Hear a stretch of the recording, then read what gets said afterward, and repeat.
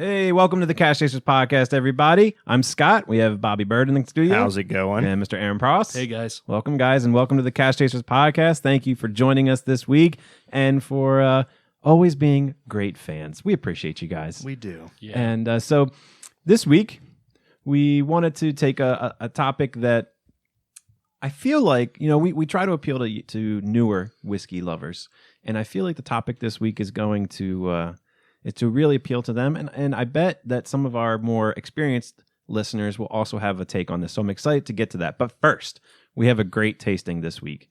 And this comes out of your collection, doesn't it, Bobby? It does. It's the Weller's Special Reserve. It's they're easier to obtain, still difficult to obtain, unfortunately. Bourbons, weeded bourbon from the Buffalo Trace Distillery.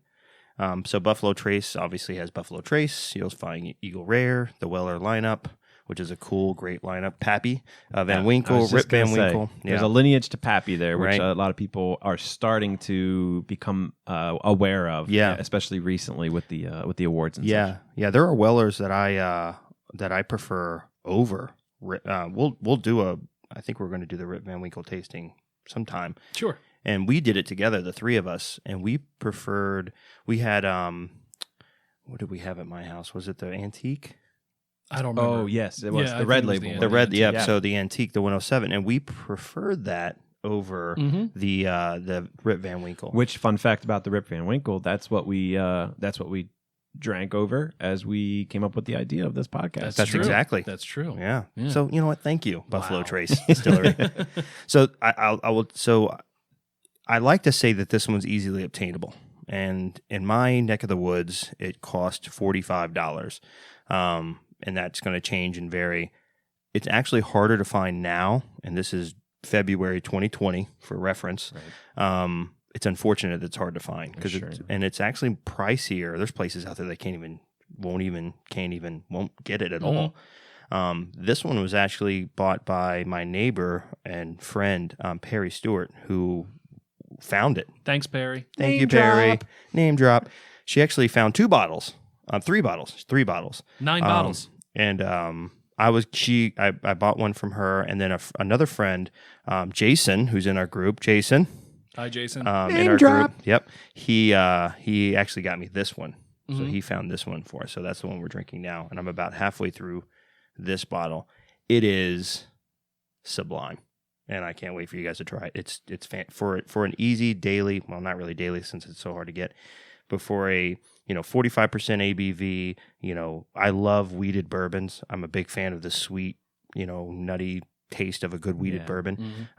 It's just an impressive bourbon and a great price point. That if you can find it, if you can find it, yes, you usually can get it at a great price point. It's sadly becoming a unicorn. Yeah, and I think before the Wellers started, blowing up within the past 5 months, 6 months, whatever, you could get this one for 30, 35, something like that. Now it's up to what? Like you said 40, 45, somewhere in there, and if you can find it. Worth 40, 45 to me. I've stupidly have seen it. I've seen this for $200. Yeah. In the New York market. It's ridiculous. That do not pay $200. That's ridiculous. It's the same recipe, I guess. I mean, different barrel selection, things like that. But as your Pappy's, the Weller is. There's obviously the mash bill maybe a little bit different. It might even be the same mash bill. I'll have to do some research on that. But for its price point, it's really. And we're going to get into the tasting, obviously. But I'm just really impressed with it. Again, more of a Scotch guy, right? But if I have my pick of a bourbon, I'm picking a wheated bourbon. And that's a heck of a bourbon right there. So, yeah. Well, shall we nose and taste and all the things we do? Let's do that. All right. Cheers, guys. Cheers.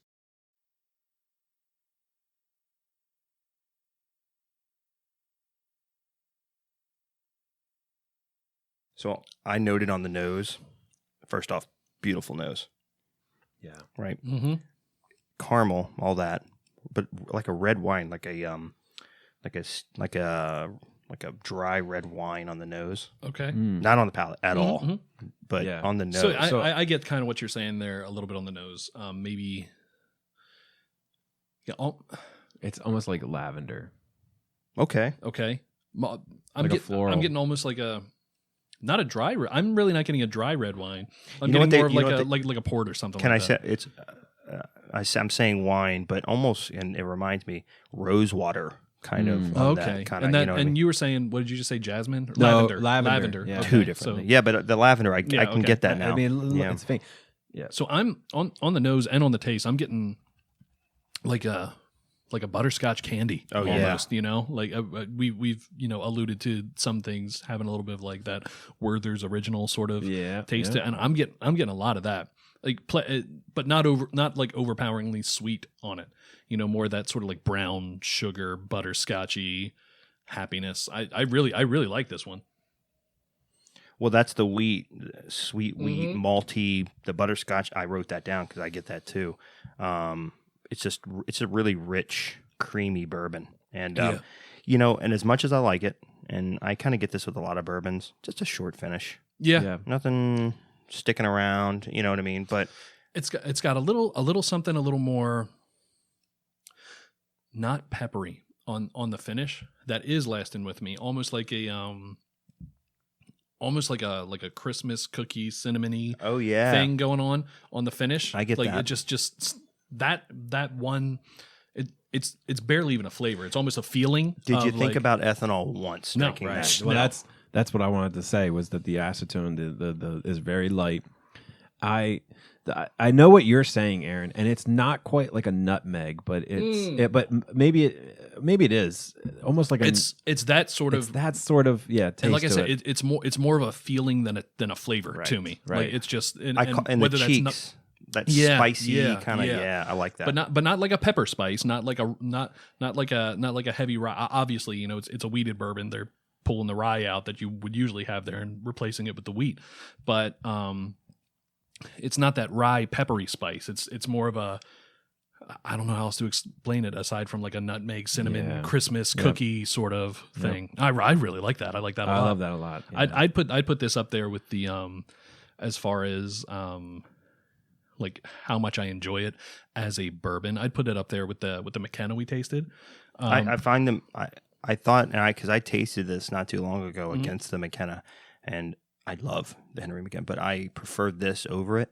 The Henry was a little hot. It was hotter. Yeah, the Henry does have more of that peppery sort of feeling, whereas this replaces that with the cinnamon-ish type thing, which I think is a little more subtle. And this one, I feel like the acetone is really subtle in the beginning, but almost like a very light wave of it. Because as it's finishing, as it's kind of like coming down your throat there, is when I notice the burn. I don't notice it up front. I don't get it at all while I'm tasting it. But after I've swallowed it, I finished it. Then that burn kind of like slowly waves itself in there. It's less of a burn and more of a warmth. Yeah, if that makes sense. Point. That does make it sort of sense. creeps into it. But this is, from a flavor profile standpoint, this is a horrible example. But from like the physical feeling that you get from it, it's more. I'm getting the like if you have a hot spicy chili that you make, that when you first start eating it, it's just so good. You just keep scooping it and scooping it and scooping it, and wow, this is really good. And then you're 5 minutes in and you're sweating and you don't realize it, and your sinuses are all cleared out. It's almost that as far as I'm not saying it tastes like chili. As far as but like that sort of feeling where it creeps up on you. Taste it again. From smell, from nose to finish, it reminds me of a nice spicy, and by spicy I mean cinnamon, rice pudding with raisins. That's it. Right? That's it. That's almost exactly what this is like. Yeah. And let's talk about the color as well, because the color is fantastic. It's not not that dark mahogany or I think a light caramel, but like a light caramel, darker amber, but very pleasant color. And it's a bourbon, so no dye. It's gorgeous. So that's just what it looks like. Good point. That's just natural. what it looks like. That's an amazing point. Yeah. So if you're looking for, a high-end bourbon and you don't have the means or the ability to get your hands, which is difficult, and I say ability, I don't mean financial ability. I mean just it's hard to find. This is one that if you can find it, or at least put some effort into searching for it, calling around and things like that, it's worth having on your shelf. Definitely worth having on your shelf. And Absolutely. it competes with some of your more expensive bourbons out there. I would say so. And as we wrap this up, we got to ask the question. I was hesitant to giving over to the question. We got to ask the question. Would you steal it? Since I haven't paid the person back that gave it to me, you already have stolen it. You did steal it. I did steal it. I would. But stealing it's our 5-star review. That's right. That's right. For the new folks, would you steal it? Would you steal it as a 5-star? Would you go to prison for this? So based on the rarity of being able to find it right now alone, I would steal it. The rarity plays a big point. If this was easy to find, I probably wouldn't steal it. But but the fact that it's so hard to come by right now, of course, yeah. But it makes sense that it's hard to find because of how good it is. I will tell you this. When I review, and the point of our group, our enthusiast group, and the podcast is to kind of put people that are in the industry that are in the know in front of people that don't know or that are new to it. That's kind of our point. And I like to do the same thing with bourbon. So I like to review bourbons that everybody can get, because I hate when somebody's like, I don't hate because I have somebody like, this is a 1962 Highland Park 25 year. I'll watch that for the, like it's porn, you know what I mean? Like, right. Oh my God. But I'll never get my hands on that. Never get to be a part of it. Exactly. This is something that you can get your hands on. Yep. I hate how rare it is now. Yeah. And it even says on the back of the bottle something along the lines of, obtainable. And I'll try to read it. And it's unfortunately not. Let me see if I can find it. It says, they're talking about the creator. His weeded recipe bourbon had a softer, smoother taste that became very popular. Pappy Van Winkle eventually merged Weller's namesake with the company. I'm trying to find where I read. I thought it was on the bottle. Basically, they say it's an easily obtainable, get your hands on bottle, but it's really not anymore. Right, no. Yeah. I thought it was on the back of the bottle. I was wrong. All right. I was totally wrong. Cool. All right. Well, thanks for bringing it, buddy. Great choice, bud.